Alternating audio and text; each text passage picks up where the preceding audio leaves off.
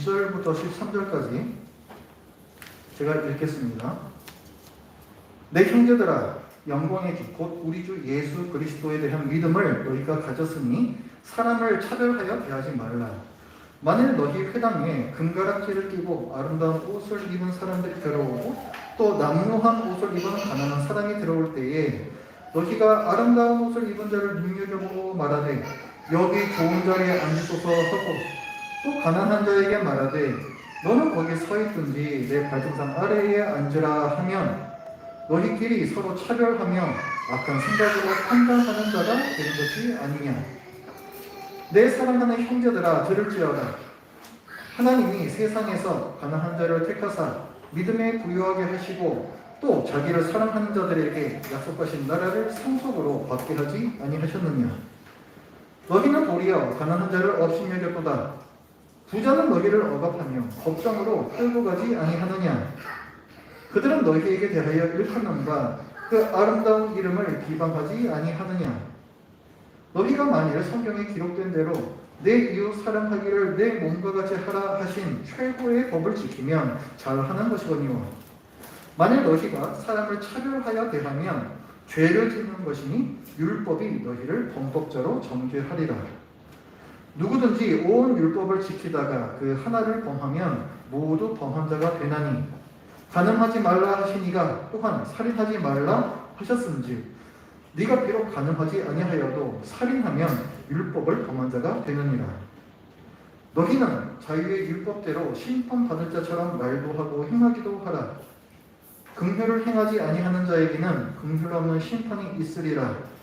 긍휼은 심판을 이기고 자랑하느니라. 아멘. 오늘날 우리는 차별이라는 단어를 참 많이 듣죠. 양성차별, 인종차별, 장애인 차별. 차별이 뭘까요? 차별을 간단하게 정리하자면 차이를 두어서 구별한다. 이게 차별입니다. 차이를 두어서 구별한다. 사실 세상에 똑같은 사람은 없잖아요. 차이가 누구나 다 있게 마련이고 그 차이 때문에 어떤 사람을 다른 사람과 구별할 수 있습니다. 그러니까 차이와 구별 자체는 문제될 게 없어요. 그런데 차별이 문제가 되는 이유는 뭐냐면 그 차이와 구별 때문에 계층이 지어진다는 부분이 있습니다. 그리고 그 계층에 있는 사람들만 누리는 권리와 혜택이 있어요. 그리고 이 테두리 바깥에 있는 사람은 그 계층 안으로 들어가지 못하고 배제됩니다. 그런데요, 이 계층하고 구별이 되는 이 차이가 있잖아요. 이 차이와 구별의 기준이라는 것이 보편적이고 타당한 기준이 아닙니다. 예를 들어서 피부색이 누구는 하얗고 누구는 하얗지 않다. 이걸로 뭐 구별을 한다라든가 누구는 남자고 누구는 여자다. 이것 때문에 차별이 있다라든가 이런 것들은 보편 타당한 기준이 될 수가 없죠. 즉 차별은 공정함의 문제이고 정의의 문제입니다. 왜 사람이 사람을 차별할까요? 제가 한번 예를 들어보겠습니다. 우리나라에도 외국인 노동자분들이 많이 들어가 계시죠? 자, 외국인 노동자를 왜 차별할까요?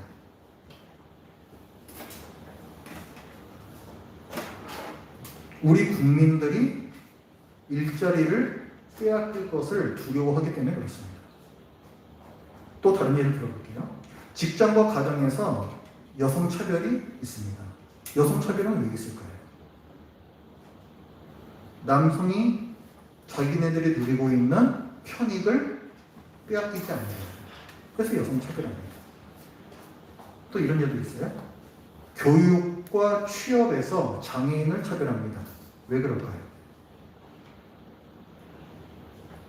비장애인들이 모여있는데 거기 장애인이 들어오면은 그럼 비장애인들끼리 가지고 있던 성과, 이익 이런 것들을 나눠 가져야 되거든요. 그러니까 자기네들이 누리고 있는 이익을 빼앗길 것에 대한 두려움입니다. 결론을 내려보자면 왜 다른 사람을 차별하느냐? 뭔가를 누리고 있는 어떤 무리의 사람들이 기득권을 지키기 위해서 차별합니다. 근데 그 차별의 대상은 누구예요? 내 것을 가져갈 수 있는 사람들이죠. 그렇죠? 그래서 차별의 밑바닥에는 저 사람들은 위험해 라는 두려움이 있습니다. 또한 저 사람들은 내 것을 가져갈 수 있는 나쁜 사람들이야 라는 혐오감이 있습니다. 이와 같이 차별과 배제와 혐오는 항상 한 세트예요. 그리고 이것들의 뿌리는 지금 누리고 있는 혜택을 빼앗길지도 모른다는 두려움과 그들을 싫어하는 혐오가 있습니다. 어느 시대에나 부와 권력을 더 가지고 있는 기득권층이 존재해 왔습니다. 그들은 스스로 힘겹게 그것을 얻었든 혹은 세습을 통해서 한마디로 아버지 어머니 잘 만나서 그렇게 되었든 어쨌든 그 지위와 부의 기득권을 빼앗기지 않기 위해서 다른 사람들을 차별했습니다. 로마 제국 시대에는 로마 시민이 기득권층이에요. 이들을 제외한 대다수는 전쟁에서 패한 식민지의 국민들이었습니다. 로마 제국은 그 사람들을 착취하면서 부를 누렸습니다. 식민지 사람들이 로마 시민이 되기도 어려웠어요. 우리 성경에도 나오죠. 사도행전 22장에 보면 천부장이 바울이 하도 뭔가 되게 난리를 치니까 데려다가 도대체 무슨 일인지 신문을 하려고 합니다. 그런데 채찍질해서 신문을 하려고 해요. 그때 바울이 나 로마 시민이다. 로마 시민을 네가 그렇게 고문해도 되는 거냐? 이렇게 따지니까 그 천부장이 깜짝 놀라면서 말합니다. 나는 돈을 많이 들여서 이 시민권을 얻었노라. 근데 도대체 너는 어떻게 로마 시민이 된 거냐? 뭘 말하는 거예요? 로마 시민이 되는 건 그만큼 힘든 일이었다는 거예요.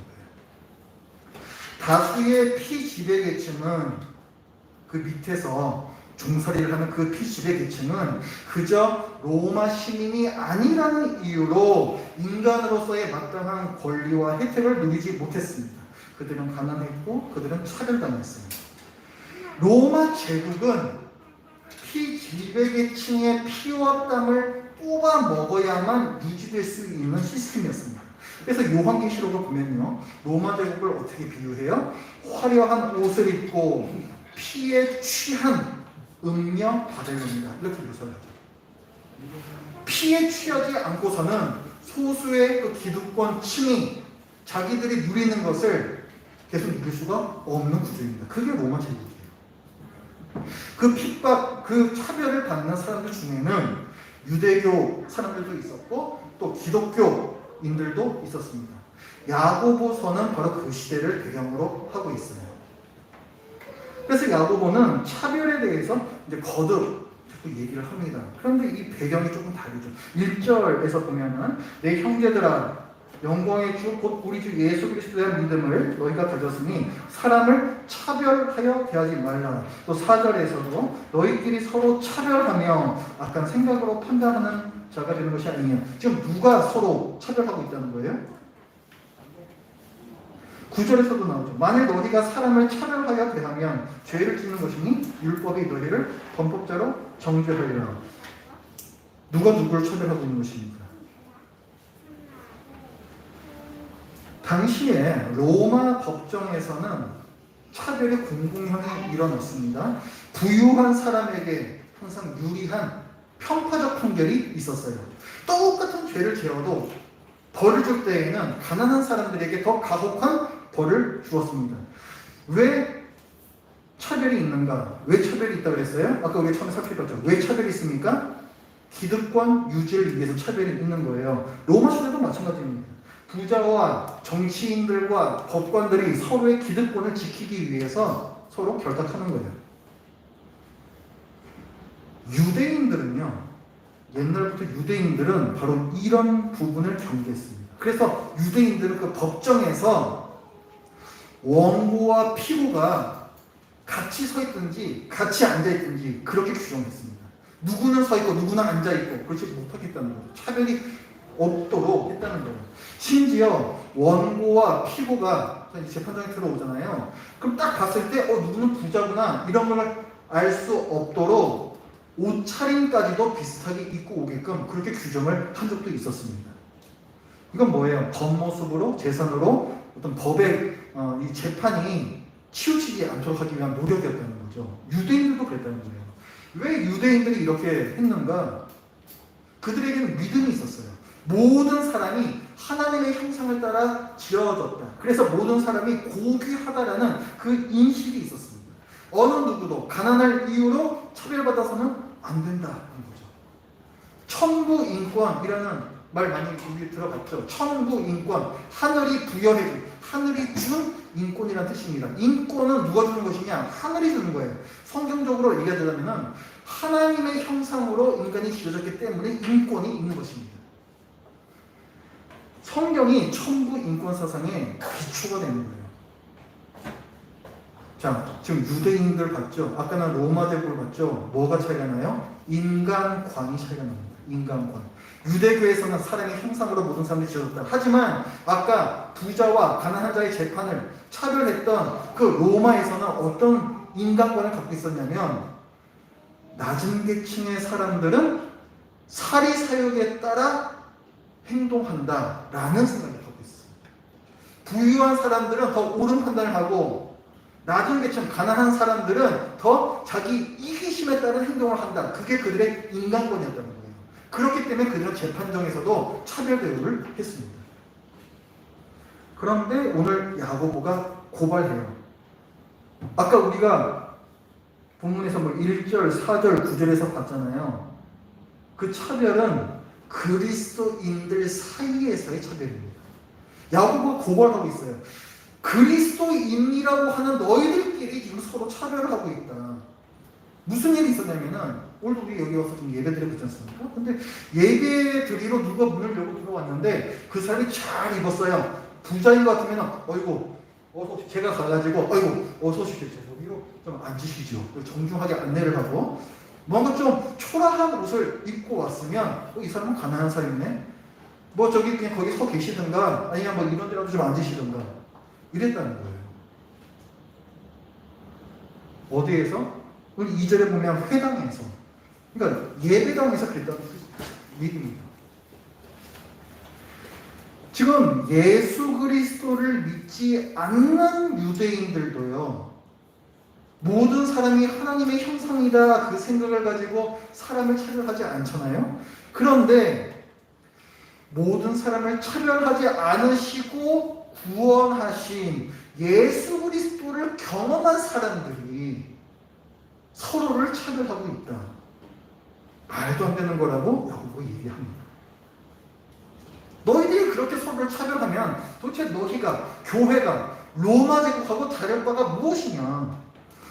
로마 황제가 아니라 예수 그리스도를 왕으로 섬기는 사람들이, 로마 제국의 신민이 아니라 하나님 나라의 백성이라고 하는 사람들이 12절에 보면 뭐라고 얘기해요? 너희는 자유의 율법대로 심판받을 것처럼 말도 하고 행하기도 하라. 너희는 로마 법보다 더 높은 최고의 법, 복음 안에 살고 있는 그 사람들입니다. 그런데 너희들이 내 이웃을 사랑하라고 하는 그 하나님의 법은 지키지 않는구나. 8절에서 이제 그걸 얘기한단 말이에요. 너희가 만약 성경에 기록된 대로 내 이웃을 사랑하기를 내 몸과 같이 하라 하신 최고의 법을 지키면 잘하는 것인데 그렇게 하지 않는구나. 법정도 아닌 예배당에서 부유하냐 가난하냐를 기준으로 형제자매를 차별했습니다. 하나님께서는 가난한 자를 사랑하십니다. 5절을 보면요. 자, 5절 말씀 우리 같이 읽어보죠. 시작.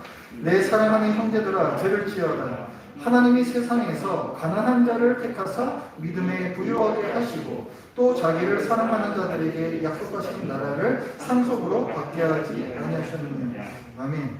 하나님께서는 가난한 자들에게 그들하고 외면하지 않으시고 그들을 선택하셔서 믿음을 주셔서 영적으로 부유케 하셨습니다. 그들은 가난한 자가 아니에요. 부유한 자들입니다. 그들은 하나님의 나라를 상속받는 부유한 자들입니다. 우리 예수님께서도 말씀하시죠. 산상수훈에서 가난한 자가 복이 있는 말씀하시죠. 그런데 교회가 반대 짓을 하고 있다는 거예요.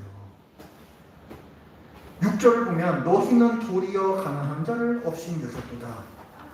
교회 안에서 돈과 권력을 중심으로 파당이 생기고 가난한 자를 멸시하는 반대 짓을 하고 있구나. 오늘날에는 어떻습니까? 오늘날의 교회에서는 이런 일이 있지 않습니까? 우리는 사람을 차별하여서 대하면 안 됩니다. 그 이유는 오늘 본문이 얘기를 하고 있어요. 1절 말씀입니다. 내 형제들아 영광의 주 곧 우리 주 예수 그리스도에 대한 믿음을 너희가 가졌으니 사람을 차별하여 대하지 말라. 사람을 차별하지 말아야 하는 그 이유가 뭐라고 얘기하고 있어요? 너희가 예수 그리스도를 주로 믿는 믿음을 가졌기 때문이다 라고 얘기를 해요. 무슨 복잡한 무슨 공정, 정의 이런 거 얘기하지 않습니다. 너희는 예수님을 믿는 사람이기 때문에 차별하면 안 된다는 거예요. 무슨 말이에요? 너희는 차별 없는 은혜를 경험한 사람들이니까, 그러니까 그런 예수님을 너희는 주라고 부르는 사람들이니까 그렇게 살아야 한다는 거예요. 로마서 3장 22절에서 사도 바울이 얘기합니다. 곧 예수 그리스도를 믿음으로 말미암아 모든 믿는 자에게 미치는 하나님의 의인이 차별이 없느니라. 우리에게 주시는 의, 구원, 이것은 차별이 없습니다. 그저 예수님을 믿는다는 그 이유만으로 우리는 하나님의 자녀가 되는 거예요. 왜 가난한 자를 차별하면 안 되는가? 우리는 차별 없는 하나님의 사랑을 경험했기 때문에, 예수 그리스도의 그 차별 없는 은혜를 경험했기 때문에, 그 사실을 믿기 때문에 차별해서는 안 돼요. 오늘 본문은요, 믿음을 말하는 맥락 가운데 있습니다. 진정한 믿음이 무엇이냐라는 그 덩어리 안에 오늘 본문이 가운데 끼어 있어요. 1장 19절부터 25절까지를 보면은 여기 이제 말씀을 듣기만 하고 행함이 없는 믿음은 거짓 믿음이다 이렇게 얘기를 하거든요. 행함이 없는 믿음은 죽은 믿음이다 이렇게 얘기를 한단 말이에요. 그리고 저 뒤로 내려와서 오늘 본문의 뒤편 2장 14절부터 마지막 절까지에도 또 행함이 없는 믿음은 죽은 믿음이다. 또 그 얘기를 또 합니다. 그러니까 오늘 우리가 좀 보고 있는 사람을 차별해서는 안 된다. 아까 믿음하고 관계가 있다고 했잖아요. 더 확실해지죠. 우리가 왜 차별하면 안 되는가? 우리의 믿음에서 나오는 행위라는 거예요. 차별하지 않는 것은. 진정한 경건, 진정한 믿음이 무엇이냐? 그걸 1장 26절, 27절에서 얘기합니다. 같이 읽어보죠. 시작.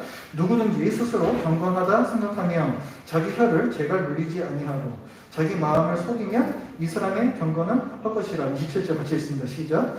하나님 아버지 앞에서 정결하고 더러움이 없는 경건은 곧 고아와 과부를 그 환난 중에 돌보고 또 자기를 지켜 세속에 몰두지 아니하는 그것이니라. 우리는 1장 27절 말씀 우리 잘 아는 말씀이죠. 근데 요금 뚝 떼가지고 잘 안 쓰고 하는데요. 항상 맥락을 보셔야 돼요. 맥락을. 지금 이 말씀이 어디서 나오는 거예요?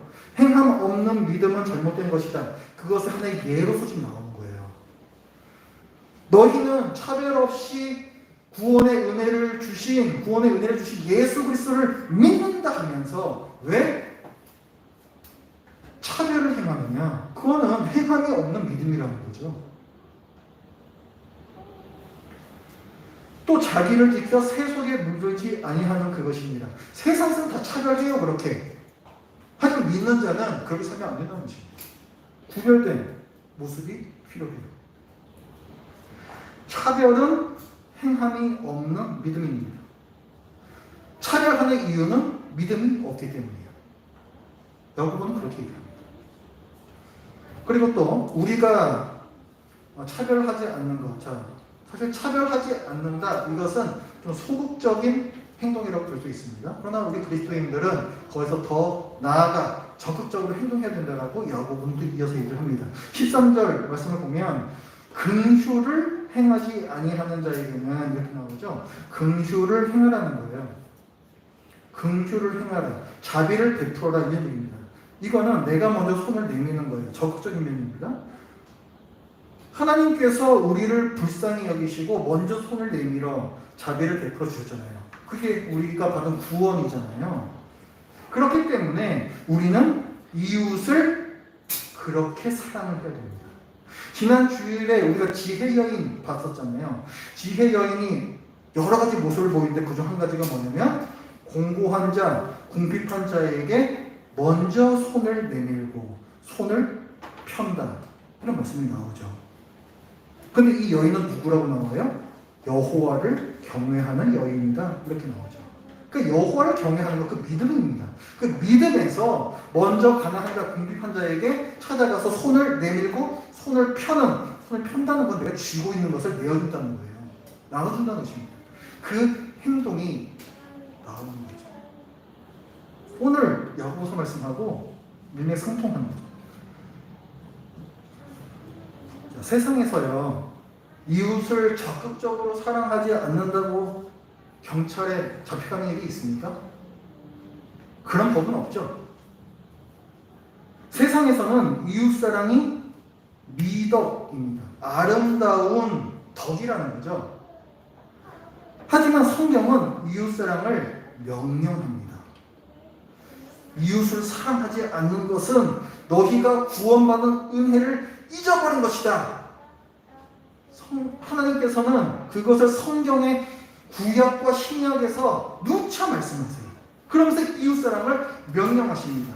신명기 10장 19절 너희는 나그네를 사랑하라. 전에 너희도 애국 땅에서 나그네가 되었음이니라. 너희가 그런 차별 없는 은혜를 경험을 했잖아. 그러니까 너희도 나그네한테 그렇게 해. 마태복음 18장에는 예수님의 이런 비유가 나오죠. 어떤 왕이 10,000달란트 빚진 자를 불쌍히 여겨서 그 빚을 탕감해 줍니다. 근데 이 사람이 감사합니다 하고 나가가지고는 자기한테 100데나리온, 그 10,000달란트에 비하면 정말 요만큼밖에 되지 않는 그만큼 빚진 자를 옥에다 가둬요. 너 왜 나한테 빚진 거 안 갚아? 그 얘기를 왕이 듣고는 그 사람을 자칫 잡아들여가지고 옥에다 가둡니다. 저놈이 빚을 다 갚을 때까지 옥에서 못 나오게 해요. 처음에는 이 왕이 그 10,000달란트 빚진 자를 불쌍히 여겨서 그렇게 했다고 했습니다. 그러나 이 사람이 그 은혜를 기억하지 못하자 그 금주를 불쌍히 여김을 하나님, 그 왕이 거둬들였다는 거예요. 그만큼 하나님께서는 이 엄중한 차별 없는 은혜를 베풀 것을 명령을 하십니다. 오늘 본문도 마찬가지예요. 그 2장 13절 말씀이요. 긍휼을 행하지 아니하는 자에게는 긍휼 없는 심판이 있으리라. 아까 그 10,000달란트 탕감받은 그 비유하고 잘 이어지죠. 그리고 이 13절 말씀에는 어떤 단어가 나와요? 심판이라는 단어가 나와요. 심판은 법정 용어입니다. 법정 용어. 자, 심판이라는 게 무슨 용어라고요? 법에서 말하는 용어라고요. 그러면은 이웃사랑이 미덕입니까? 책임입니까? 법정 용어예요. 법정 용어. 이웃사랑은 미덕이 아니에요. 그럼 이 성경적인 근거로 볼 때에는 그것은 책임입니다. 미덕이란 건 뭐예요? 안 해도 되는 거예요. 근데 하면 좋은 거죠. 그럼 아름다운 일. 그게 미덕이라는 거죠. 책임은 뭐예요? 안 하면 안 되는 일입니다.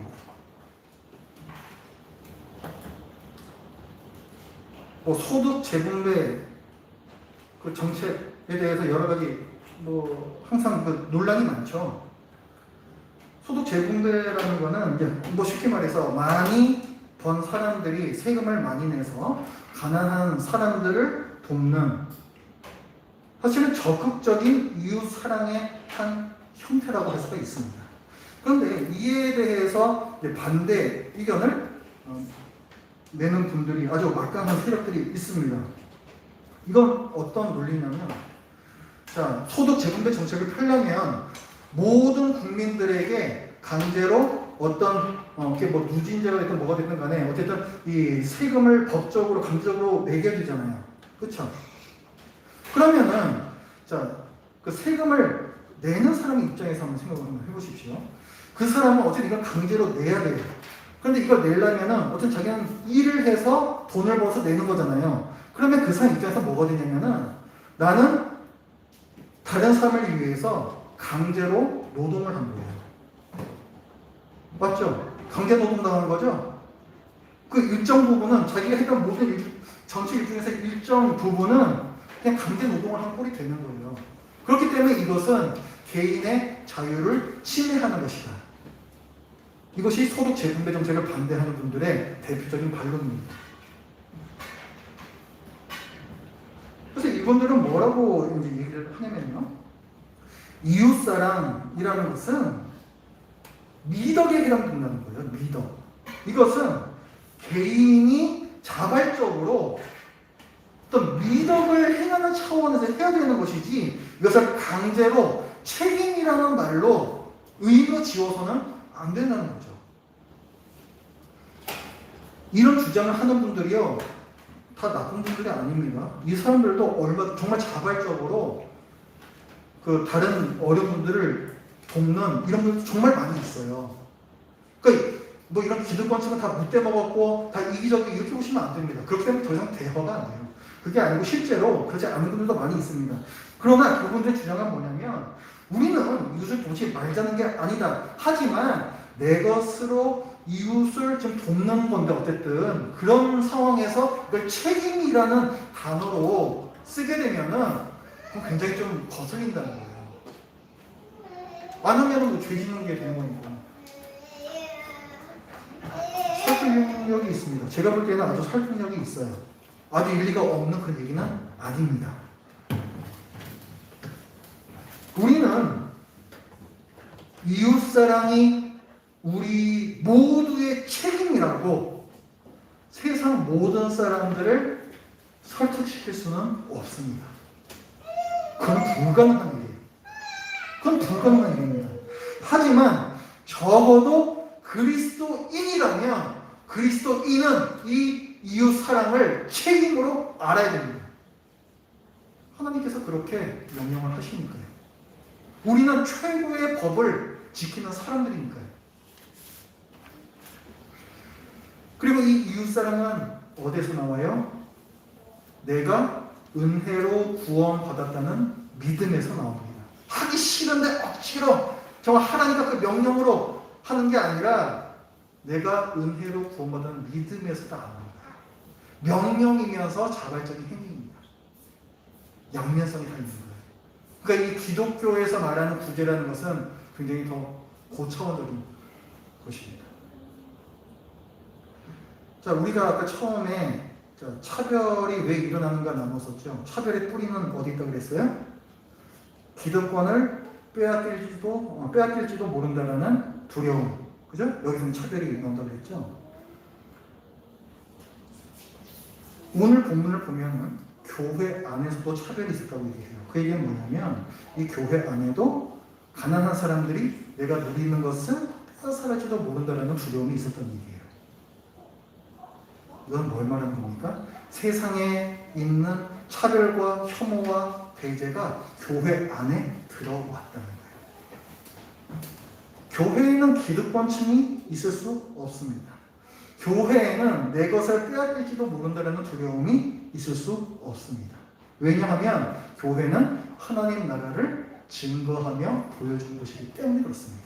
교회는 하나님 나라의 질서가 이 땅에 임하는 곳이에요. 교회에서는 하나님의 말씀을 들을 수 있어야 되고 하나님의 나라를 볼 수 있어야 되고 하나님의 마음을 느낄 수 있어야 합니다. 우리 신자들이 교회에서 뭘 누려야 하는가? 세상에서 천대받고 구박받고 조롱받던 사람이 교회에 오면 아무 일이 없어도 헌대받고 사랑받고 그게 교회에서 누릴 수 있는 겁니다.